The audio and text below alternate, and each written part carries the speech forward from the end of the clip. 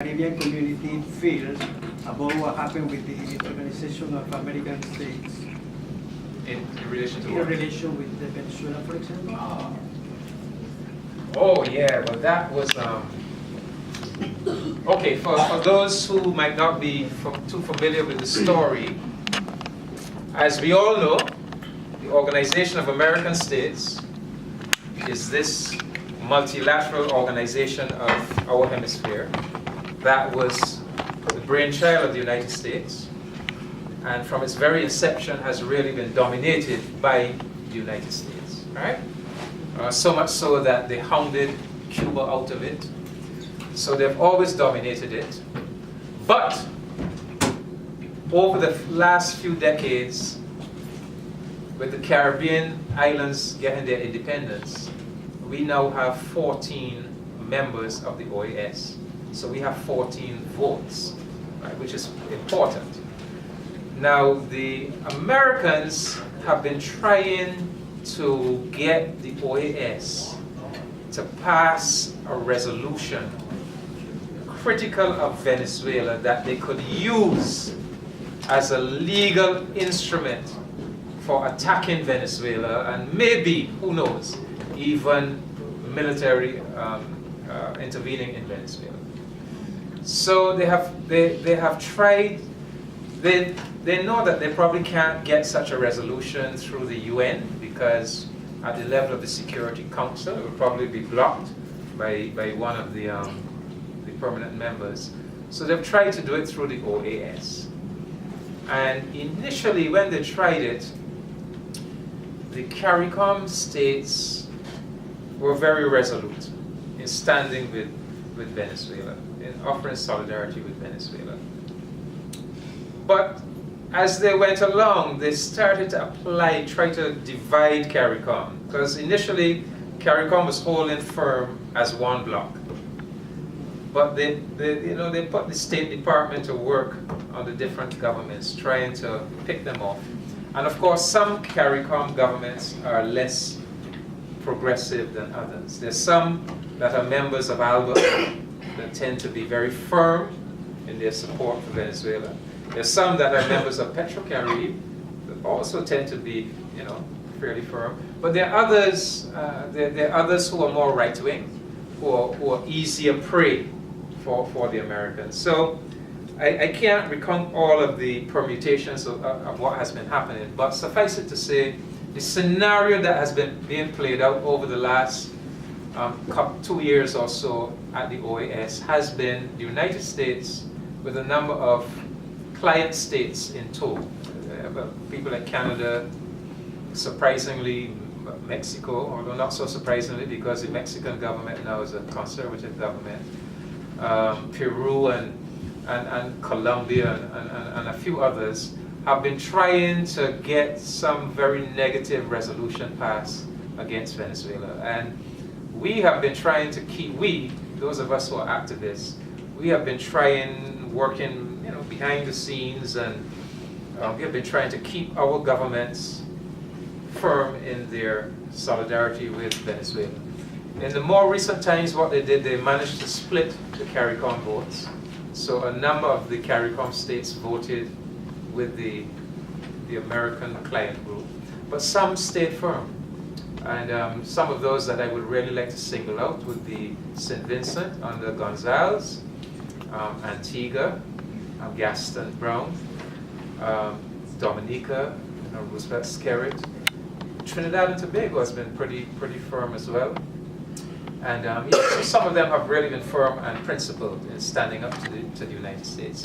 But as of now, the Americans have not been able to get their way at the OAS. Venezuela has decided to leave, but the process of leaving takes a little time. It's about 2 years to finalize the process of leaving. But even during that process, it's still important that that you have principled governments that continue to have the back of Venezuela, and to do what is necessary. So it's an ongoing tussle. You have this guy who's the Secretary General, Luis Almagro, who's a former Uruguayan foreign minister, who seems to have a deep-seated hatred of the socialist government of Venezuela. And he's been pushing a lot of the anti-Venezuela machinations. But so far, so they haven't been able to get their way. We are still holding them at bay. Thank you. Yeah. Yes, sir. Yeah, good evening to everybody. The name of Venezuela, I am the General Counsel of Venezuela in Toronto. They are also diplomats. We want to thank you for your words about Venezuela. And we appreciate the truth you put today, tonight, to these people here. Thank you very much. It's my pleasure. My pleasure. Yeah. Yes, we are Pan-Africanists, but in Barbados maybe we were very fortunate. There's the father of the Pan-African movement in Barbados. It's a brother called Bobby Clark, who is 85 years old now. Bobby, so he's been around for a long time. But Bobby was always both a Pan-Africanist and a socialist. So in many of us in Barbados who have been influenced by Bobby in developing our Pan-Africanism, it has always taken in the socialist cause as well. And so we are very close. The Pan-African movement in Barbados is very close to Cuba. Is very close to Venezuela after Chavez came to power, and we recognize the importance of anti-imperialism. We recognize that there's an international white supremacy system that is imperialist, that has to be confronted, and that those socialist countries like Cuba and Venezuela that have stood up to them are very important components of the black struggle, and and there's so many examples of it. We can speak about those examples for the rest of the evening, but the record is clear. And even in terms of my work as a diplomat at the UN during the World Conference Against Racism, when I was pushing a lot of these black and African oriented resolutions, the surest ally was Cuba. In those days, Venezuela hadn't yet gotten a Hugo Chavez. Well, okay, he had just about come into power, But Cuba was very, very, very, very solid, So, yes, so we really have great admiration and respect for both Cuba and Venezuela. Anybody else? Yeah, David, the reparations program laid out by CARICOM, as you talk about, which seems to be much watered down from what we have thought of and what you are envisaging. But do you know why they have adopted that route? Could it be because of the experience with Haiti and Jean-Bertrand Aristide? You know this story, you know that. You can probably tell it better than I can. Why don't you tell it? Well, the truth is, right? The truth. What Kings is referring to is the fact that Aristide launched this demand for restitution from France, because when Haiti won its independence, the French demanded that if they were not to attempt to reinvade Haiti and destroy Haiti, that the Haitians must pay compensation to France, about 100 million gold francs or whatever it was, right? And that is what helped to bankrupt Haiti, because Haiti struggled with the payment of that debt way into the 20th century. And so much of the Haitian earnings went towards paying France on this debt every year. It was like the debt trap.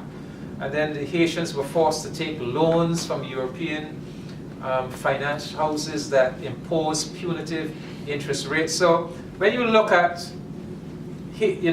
what has happened to Haiti, a big part of the story is that debt that was imposed on Haiti by France. So when Aristide came to power, one of the things he demanded, not so much reparation, but simply restitution. In other words, he wanted a repayment at current day values of what France had extorted from Haiti, right? And many people believe that's one of them. And he had actually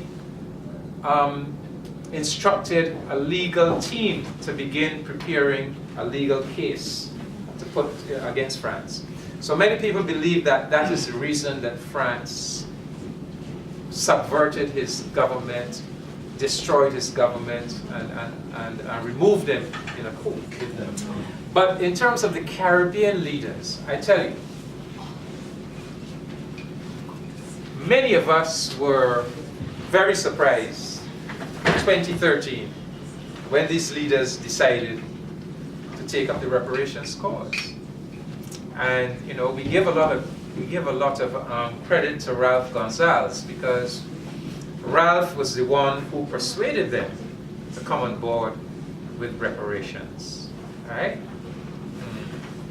I would have had something to do with it too, but I'm not going to talk about that publicly. But as the Prime Minister, Ralph was the one who got to them and persuaded them to come on board, right?